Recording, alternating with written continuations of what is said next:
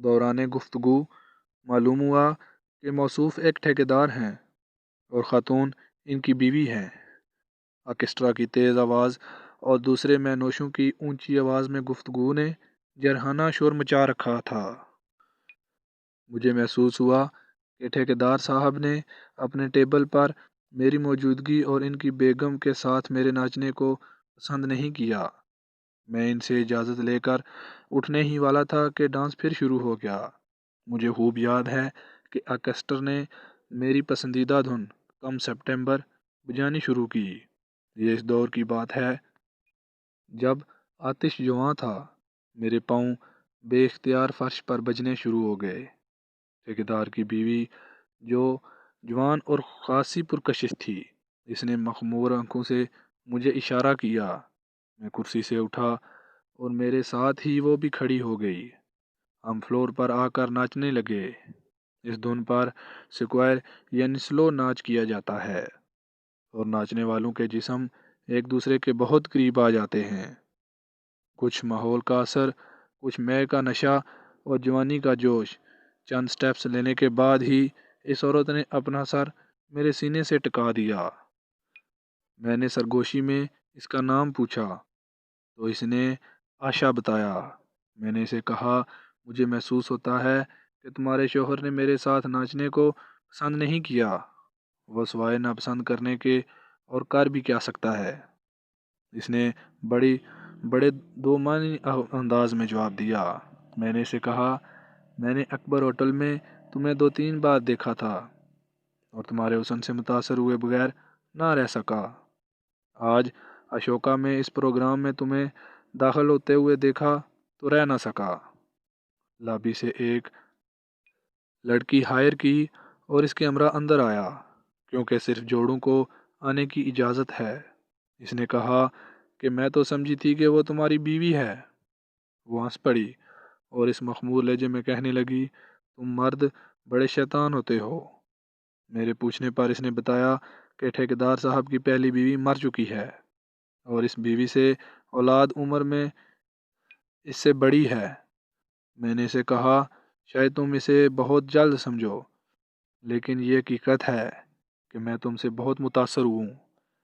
میں ممبئی سے آیا ہوں اور لودھی ہوٹل میں مقیم ہوں۔ کاروبار کے سلسلے میں دلی میں چند ماہ رہنا ہے۔ غیر شادی شدہ ہوں اور محض اسی کے لیے ہی اب تک پسند کی کوئی عورت نہیں ملی۔ تنہا ہوں۔ میں چاہتا تھا کہ جلد از جلد اس سے بہت سی باتیں کر کے اسے اپنے جانب راغب کر لوں، کیونکہ ممکن ہے بعد میں ایسا موقع نہ ملے۔ اس نے اسی مخمور لہجے میں کہا، پہلے تنہا تھے، اب تنہا نہیں ہو۔ اس نے لودھی ہوٹل میں میرے کمرہ نمبر پوچھا اور ذہن نشین کرنے کے لیے دوبارہ نام بھی پوچھا اور ناچتے ہوئے پھر میرے سینے پہ سر ٹکا دیا۔ ناچ ختم ہوا اور میں آشا کو اس کے ٹیبل پر چھوڑ کر اپنی ٹیبل پر آ گیا۔ میری پیڈ فرینڈ اس دوران بیئر اور وسکی کے نشے میں مدہوش ہو چکی تھی۔ میں خود بھی اس ماحول سے اب نکلنا چاہتا تھا۔ اشوکا اور اکبر جیسے 5 اسٹار ہوٹلوں میں عام دنوں میں صرف 200 روپے میں کوئی جوڑا اپنی شام گزارنے کا سوچ بھی نہیں سکتا تھا۔ تفریح پروگرام اور کم ٹکٹ کی وجہ سے نچلی کلاس کے شور و غل مچانے والے لوگ وہاں طوفان بدتمیزی بپا کیے ہوئے تھے اور یہ شور و غوغا میرے لیے ناقابل برداشت تھا۔ میں نے بل ادا کیا اور پیڈ فرینڈ کو لابی میں کوئی اور شکار ڈھونڈنے کے لیے چھوڑ کر اپنے ہوٹل میں چلا گیا۔ اگلے روز صبح 11 بجے میرے فون کی گھنٹی بجی۔ میں حیران تھا کہ مجھے فون کرنے والا کون ہو سکتا ہے۔ میں نے فون اٹھایا تو آشا تھی۔ اس کی آواز سے معلوم ہوا تھا کہ ابھی تک اس کا نشہ نہیں اترا۔ رسمی کلمات کے تبادلے کے بعد اس نے کہا، میں تم سے ملنے تمہارے ہوٹل آ رہی ہوں اور لنچ تمہارے ساتھ ہی کروں گی۔ میں نے اسے لابی میں ملنے کا کہا اور تیار ہو کر لابی میں آ بیٹھا۔ تھوڑی ہی دیر میں وہ پہنچ گئی اور ہم کافی شاپ کے ایک کونے میں جا کر بیٹھ گئے۔ میں نے اس سے پوچھا کہ رات بھی تمہارا شوہر ناچنے پر ناراض دکھائی دیتا تھا اور اب تم اکیلی یہاں آ گئی ہو۔ وہ ہنسنے لگی اور بولی، جے چاند جی کی ناراضگی اور غصہ شراب کا نشہ اترتے ہی غائب ہو جاتا ہے۔ He is not a he man. ہی از اس نے کہا وہ اب اچھی طرح محسوس کرتا ہے کہ میرے ساتھ اس کا نباہ صرف اسی صورت میں ممکن ہے کہ اگر he keep his eyes and ears shut. اونچی سوسائٹی کی جوان بیوی اور بوڑھے شوہر کی ازواجی زندگی کو عائشہ نے انگریزی کے 7 لفظوں میں بیان کر دیا تھا۔ ہم دونوں ایک ٹیبل پر بیٹھے اپنے اپنے منصوبوں اور خواہشات کی تکمیل کے متعلق سوچنے لگے۔ گفتگو کا آغاز کرنے کے لیے میں نے اس سے پوچھا، I believe I am not the first man in your life other than your husband۔ وہ پھر ہنسنے لگی اور کہا، If you think so, you are a fool۔ وہ بلا جھجک مجھے بتانے لگی کہ میرا شوہر ٹھیکے لینے کے لیے صاحب اختیار افسران کو اکثر پارٹیاں دیتا ہے اور انہیں خوش کرنے کے لیے مجھے آگے کرتا ہے۔ صاحب اختیار بنتے بنتے وہ عمر کی اس حد میں ہوتے ہیں جب جسمانی طور پر بیکار ہو جاتے ہیں۔ میرے والد بھی ٹھیکیدار تھے اور ٹھیکے میں انہیں نقصان ہوا کہ وہ سنبھل نہ سکے اور جے چند نے میرے والد کی مالی امداد کر کے مجھے خرید لیا۔ اگر جے چند مجھ سے مخلص ہوتا تو میں عمروں کے اتنے تفاوت کے باوجود ایک اچھی بیوی ثابت ہوتی، لیکن جے چند نے ٹھیکوں کے اصول کے مجھے بیچنا شروع کر دیا۔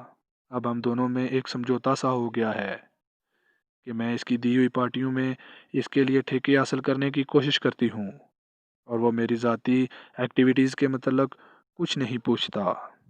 شراب کے نشے میں اگر اسے کبھی کبھار غصہ آ بھی جاتا ہے تو میں اس کی کمزوریاں اس کے سامنے لے آتی ہوں اور وہ خاموش ہو جاتا ہے۔ کافی دیر باتیں کرنے کے بعد جب میں نے اسے لنچ کے لیے ڈائننگ ہال چلنے کا کہا تو اس نے کہا، کافی شاپ میں سنیکس ہی سے پیٹ بھر چکا ہے۔ وہ بار بار مجھے کہہ رہی تھی کہ اپنے کمرے میں چلو اور میں ہر بار اس کا دھیان کسی دوسری طرف پلٹ دیتا تھا۔ بالآخر میں نے اسے کہا کہ ریسیپشن پر جا کر بتا دوں کہ شام تک نہ تو کوئی ملنے والا مجھ سے ڈسٹرب کرے اور نہ ہی کوئی فون کال مجھے ٹرانسفر کی جائے۔ ریسیپشن پر جا کے میں نے 50 روپے کے ریسیپشنسٹ کو مٹھی میں ڈال دیے اور کہا ٹھیک 15 منٹ بعد وہ مجھے کمرے میں فون کرے اور میری آواز سنتے ہی فون بند کر دے۔ یہ انتظام کر کے میں عائشہ کے پاس آیا اور اسے لے کر اپنے کمرے میں آ گیا۔ کمرے میں داخل ہوتے ہی عائشہ بے تکلفی سے میرے بیڈ پر نیند راز ہو گئی۔ اس کی آنکھیں اور ادائیں کھلی دعوت گناہ دے رہی تھیں۔ میں نے فوری حملے سے بچنے کے لیے اسے کہا کہ کیوں نہ ہم اس موقع کو اور پرلطف بنائیں۔ میں نے فون پر بار مین سے کہا کہ ایک بوتل اسکاچ وکسی اور برف بیچے۔ یہ فون کر کے میں نے پلٹ کر دیکھا تو عائشہ اپنی آدھی ساڑی اتار چکی تھی۔ میں نے اسے اشارے سے بتایا کہ میں باتھ روم جا رہا ہوں۔ ابھی میں باتھ روم سے نکلا بھی نہیں تھا کہ فون کی گھنٹی بجی۔ فون عائشہ نے اٹھایا اور ریسیور میز پر رکھ دیا۔ میں اس دوران باتھ روم سے باہر آ چکا تھا۔ اس نے مجھے بتایا کہ میرا فون ہے۔ دوسری طرف ریسیپشنسٹ تھا۔ میری آواز سن کے اس نے فون بند کر دیا۔ ادھر میں نے فون پر یک طرفہ بات شروع کر دی کہ رمیش صاحب آپ نے آنے کی کیوں زحمت کی؟ مجھے فون کر دیا ہوتا میں فوراً حاضر ہو جاتا۔ اچھا تو کیا آپ کے پارٹنرز بھی ساتھ ہیں؟ آپ برائے کرم لابی میں بیٹھیں، میں حاضر ہوتا ہوں۔ یہ کہہ کر میں نے فون بند کر دیا۔ عائشہ نیم باز آنکھوں سے مجھے دیکھ رہی تھی۔ میں نے اسے کہا کہ غضب ہو گیا۔ دلی میں میری چائے کے پنجاب اور ہریانہ کے ایجنٹ اپنے پارٹنرز کے ساتھ آئے ہیں۔ میں نے ریسیپشنسٹ کو کوسا کہ میری ہدایت کے برعکس اس نے انہیں کیوں بتا دیا کہ میں کمرے میں ہوں۔ اب مجھے ان سے ملنا اور ان کے ہمراہ ان کے دفتر جانا پڑے گا۔ عائشہ کچھ مایوس ہوئی۔ میں نے اسے کہا کہ آج تو رنگ جمنے سے پہلے ہی بھنگ پڑ گئی، لیکن آئندہ آنے والے دنوں میں آج کی کوفت کی پوری طرح سے تلافی کریں گے۔ عائشہ نے ساڑی پہنی، میک اپ درست کیا۔ میں نے اسے کہا کہ اگر وہ مجھے اپنا نام نمبر دے دے تو میں اسے فون پر نئے پروگرام سے آگاہ کر دوں گا۔ عائشہ نے خاموشی سے میز پر پڑے پیڈ پر اپنا نمبر لکھ دیا اور اچانک مجھ سے لپٹ کر کہنے لگی، Vinod, I promise I will win you۔ اس نے دوبارہ اپنا میک اپ ٹھیک کیا اور ہم اکٹھے کمرے سے نکل کر لفٹ میں نیچے آ گئے۔ میں اسے چھوڑنے کے لیے باہر تک آیا۔ پارکنگ میں وہ ایک غیر ملکی کنورٹیبل گاڑی میں بیٹھی اور تیز رفتاری سے ڈرائیو کر کے چلی گئی۔ میں واپس کمرے میں آیا۔ آشا کے آنے کے بعد کے حالات نے مجھے بھی اب نارمل کر دیا تھا۔ میں بستر پر دراز ہو گیا۔ آشا نے میرا پسندیدہ پرفیوم چینل 17 لگایا ہوا تھا اور اس کی خوشبو سے بستر مہک رہا تھا۔ میرا جسم ٹوٹنے لگا اور میں خود کو سنبھالنے کی کوشش کرتے کرتے سو گیا۔ آشا سے میں اپنا میل جول نہ صرف برقرار رکھنا بلکہ بڑھانا چاہتا تھا۔ اس قسم کی عورتوں کے بے تکلفانہ تعلقات اونچی سوسائٹی کے ہر طبقے کے لوگوں سے ہوتے ہیں۔ آشا کے ذریعے میں بہت سے کام کے لوگوں سے مل سکتا تھا۔ اسے ایک قیمتی مہرہ سمجھ کر میں اسے سنبھال کر استعمال کرنا چاہتا تھا۔ وہ شام میں نے ہوٹل میں ہی گزار دی۔ صرف اپنے کپڑے لینے کناٹ پیلس گیا جو ٹرائی کے لیے تیار تھے۔ میں نے ٹرائی دی اور 2 دن بعد اپنے کپڑے لے آیا۔ اب میں پوری طرح سے اونچی سوسائٹی میں داخل ہونے کے لیے تیار تھا، جس میں سینئر سول اور فوجی افسران کی بہتات تھی۔ ادھر میرے ساتھی بھی بیکار نہیں بیٹھے تھے۔ انہوں نے آرمی ہیڈ کوارٹرز کے جن سول افسروں اور کلرکوں کے گھر اور دفتر میں ان کی پوزیشن کا پتہ لگایا تھا، ان کے گھریلو حالات اور گھر میں رہنے والے افراد خصوصاً بچوں، جوان بچیوں اور غیر شادی شدہ بہنوں کے متعلق بھی معلومات حاصل کی تھیں۔ یہ تمام معلومات انہوں نے مجھے دیں اور میں نے اپنی ڈائری میں کوڈ ورڈز میں نوٹ کر لیا۔ یہ معلومات میرے لیے بہت کارآمد ثابت ہو سکتی تھیں۔ پیسے تو میرے پاس خاصے تھے۔ میں نے لودھی ہوٹل میں ایک امریکی جوڑا دیکھا جن سے بات چیت میں معلوم ہوا کہ وہ کھٹمنڈو جا رہے ہیں۔ میں نے ایک بات نوٹ کی کہ وہ جوڑا تقریباً ہر رات ہوٹل کے باغ کے ایک کونے میں اندھیرے میں بیٹھتا تھا۔ میں ایک رات جھاڑیوں کے پیچھے سے ان کے قریب پہنچا تو چرس کی بو آئی۔ مجھے فوراً ایک بات سوجھی اور میں اچانک ان کے سامنے آ گیا اور کہا کہ یہاں حشیش پینی سخت ممنوع ہے اور تم کھلے عام پی رہے ہو۔ تم کو پکڑوا دوں تو تمہیں کئی سال کی جیل ہو جائے گی۔ وہ ڈر گئے۔ میں نے کہا کہ میں انہیں پکڑوانا نہیں چاہتا۔ میری نظر ان کے رولی فلیکس کیمرے پر تھی۔ میں نے کہا کہ یہ کیمرہ میں خریدنا چاہتا ہوں، لیکن اپنی قیمت پر۔ بولو کیا اصلاح ہے؟ وہ اتنے خوفزدہ تھے کہ فوراً مان گئے۔ میں نے اسی وقت لے کر ریسیپشن پر آیا۔ وہ عورت کمرے سے اپنا کیمرہ لے آئی اور میں نے 600 روپوں کے عوض ان کا کیمرہ خرید لیا اور فرنٹ آفس مینیجر کیشیئر کے رسید پر دستخط لے لیے تاکہ بعد میں وہ شور نہ مچا سکیں۔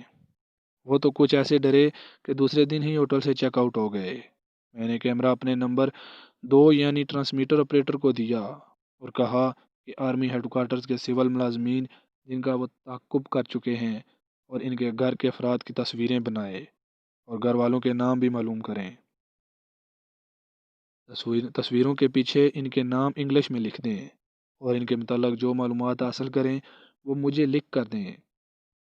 علاوہ ازاں ہیڈ کوارٹرز کے صفائی کرنے والے سویپرز کا پیچھا کریں اور ان کے ایڈریس اور نام وغیرہ معلوم کر کے ان کی تصویریں حاصل کریں۔